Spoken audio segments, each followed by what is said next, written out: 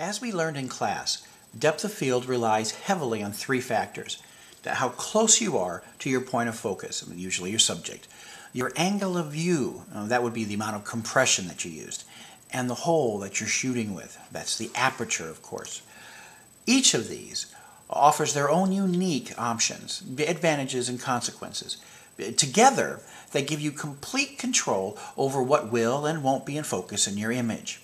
Now, this is called depth of field. Let's begin by looking at your initial focal point, which is what we're focusing on. As we practiced in week 1, your minimum focal distance is the closest that you can be to a subject and still maintain focus. And as you discovered, this plays a vital role in getting all those really pretty blurry backgrounds that we're so very proud of. The process was a breeze. Get close, use a big hole, and you get a blurry background. If you were to change that focus point, however, moving the focal ring away from your minimum focal distance and actually begin focusing further away from yourself, then you'd quickly gain depth of field. The rule is simple. If you want more depth, focus further away. However, your camera still obeys the laws of physics. If you're using a larger hole, for instance, something will have to be blurry. Check out your foreground information and you'll see what I mean. A large hole will always add a lot of light, which in turn creates the visionary confusion that we call blur.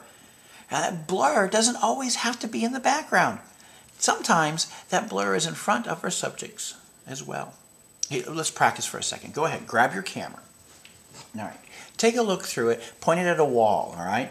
Move your focus ring, that would be in this lens right here, to your minimum focal distance. And for instance, in this lens right here, a fairly inexpensive lens, I just turn this focal ring as far away from the camera as I can. That's minimum focal distance.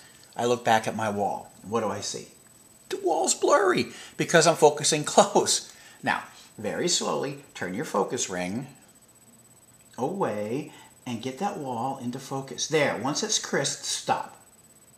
Got it? Once the wall's crisp, stop. Now look at something close to you. What do you notice? It's blurry.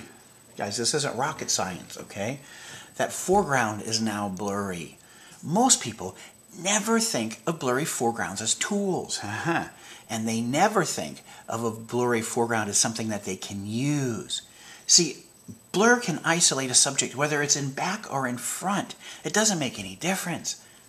To use that, though, means you got to change how you think. You have to start seeing a message instead of just a subject.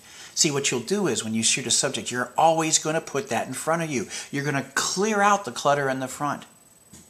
Well, here's a different idea. Use the clutter. Blur it. Have it frame your subject.